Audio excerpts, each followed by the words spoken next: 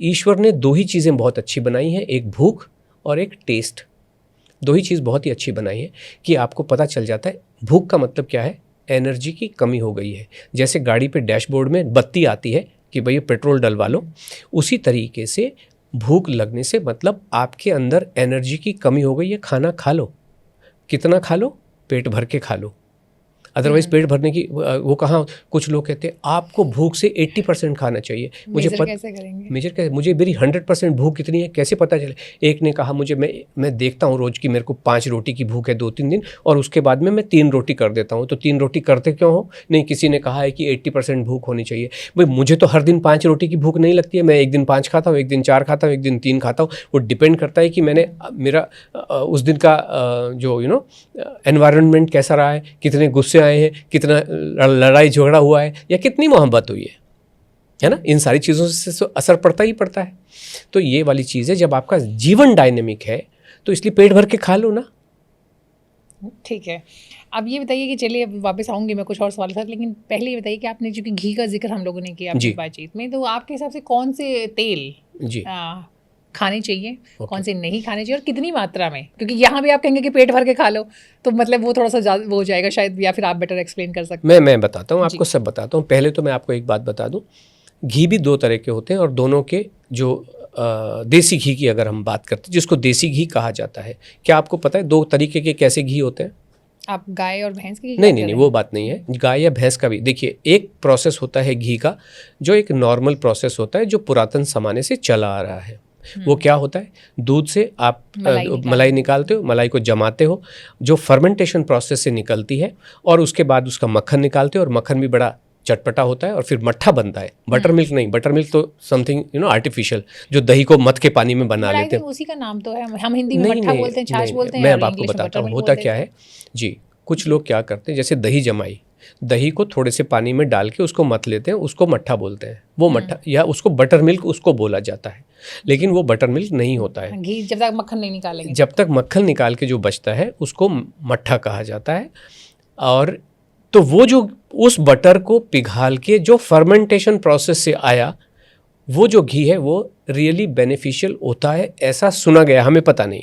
दूसरा तरीका है जो इंडस्ट्रियल तरीका है, कि दूध से डायरेक्टली कुछ चर्ण चूर्ण करके मशीनें लगा के आपने घी बना दिया और डब्बे में भर दिया। वो स्वास्थ्य के लिए ऐसा सुना जाता है कि वास्तव में खराब होता है, जो हमारा इंटरेक्शन जो इस इंडस्ट्री से जुड़े हुए लोग होते हैं। तो जब हमें पता चल रहा है कि घी खाना ही है, तो ये वाला खा लो, नॉर्मल वाला खा लो, है ना।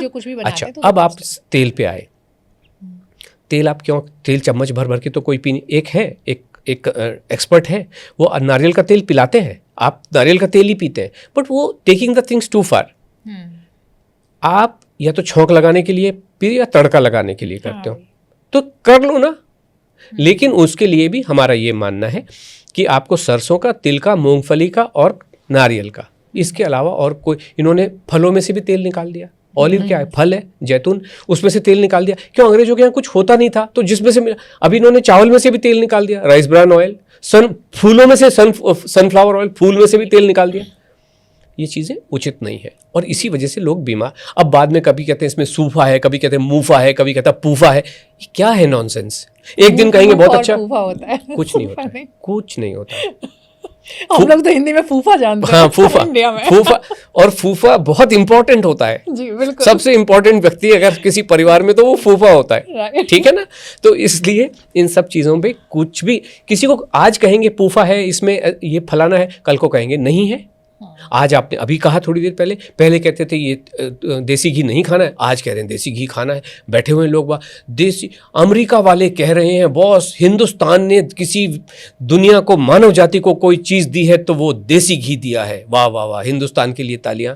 ऐसी बातें कर रहे हैं, और पहले कहते थे देसी घी बहुत खराब। तो ये साइंटिफिक रिसर्च ऐसी होती है। 1969 में कहा हमें ग्रीन रेवोल्यूशन लेके आनी है, गेहूं खाइए और चावल खाइए। आज कह रहे हैं कि नहीं, वो तो बेवकूफ़ थे, आप बाजरा खाइए। नॉनसेंसिकल बात है। बाजरा हमारे यहाँ पे पुरखे खाते थे। कौन सा पुरखा खाते? हिंदुस्तान का प्रोडक्ट ही नहीं है ना बाजरा, ये तो आए अफ्रीका से है। द्रौपदी, जब हमारा जो अर्लीस्ट रिटर्न टेक्स्ट है, मान लीजिए कोई, द्रौपदी जब पांडवों को खिलाती थी तो चावल ही खिला रही थी। और कहानियां भी हैं ऐसी कि एक दिन उसने सबको खिला दिया, हंडी में उसकी जो देगची थी उसमें एक चावल का दाना बचा और अचानक से गेस्ट आ गए, संत मुनि आ गए, खाने को कुछ था नहीं, ईश्वर से प्रार्थना की, हे ईश्वर खाना दो, चावल ही बने।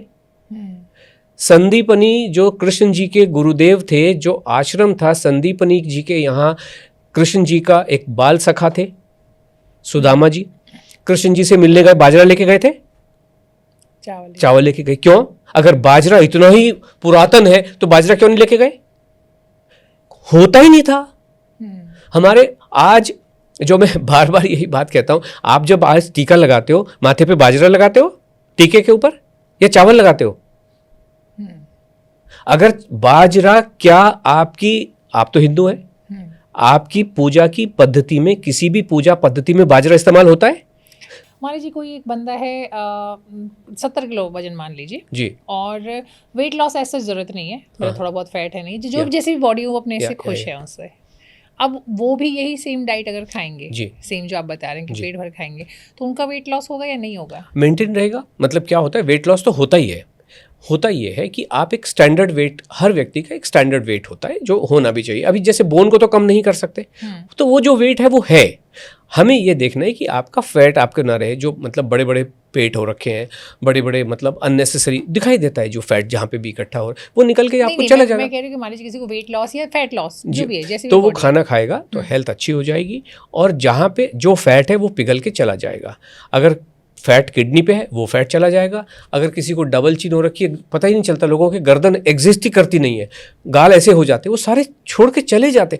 फैट जहाँ जहाँ भी है वो छोड़ के चला जाएगा और बड़ा स्वस्थ जीवन खाना खाने से ही हो जाएगा। जी, एक और सवाल इसमें, चूँकि आपने बताया भी था शुरू में कि आपको दाल चावल रोटी खाना है, तो मैं कुछ ऐसे लोग को जानती हूँ जो कि खाना खाते हैं, प्रॉपर खाना खाते हैं दोनों तीनों टाइम, जैसे आप बता रहे हैं, ब्रेकफास्ट भी ये भी, और लेकिन यह है कि दो अनाज तो नहीं खाते यूजुअली लोग जी, नॉर्मली घरों में एक ही बनता है आमतौर पे, या ये एक रीज़न हो सकता है जो कि मैंने खुद ही ऐड कर दिया, बाकी आप बताएंगे। पर मैं देखती हूँ उनका वेट अच्छा खासा वेट है, टाइम पे एक फिक्स टाइम पे नॉर्मली सो भी जाते हैं। ऐसा बहुत एक्यूरेट नहीं है कि 9 का मतलब 9, 11 का मतलब 11, लेकिन मोर और लेस ठीक ही है, डिसिप्लिन टाइप सी है।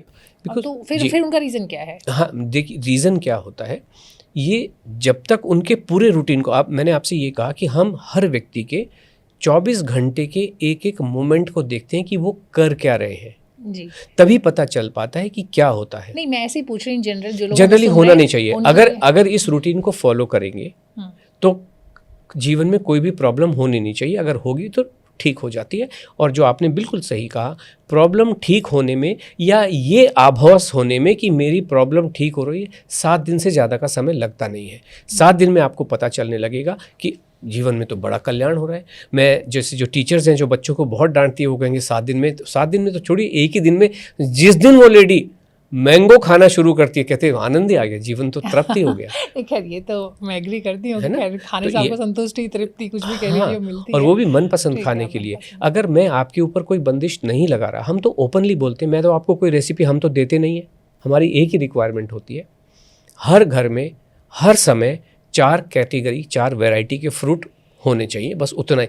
अधिकतर घरों में होते हैं लेकिन कई बारी नहीं होते, तो हम कहते हैं 4 वैरायटी मंगा के रखो, क्योंकि आपको जिससे बदल के खा सको, केवल इतनी रिक्वायरमेंट। तो एक दिन में तो एक ही खिलाते हैं ना आप, अगले दिन फिर दूसरा खाएंगे, फिर तीसरा खाएंगे, फिर चौथा खाएंगे, तभी आपका वजन कम होता है।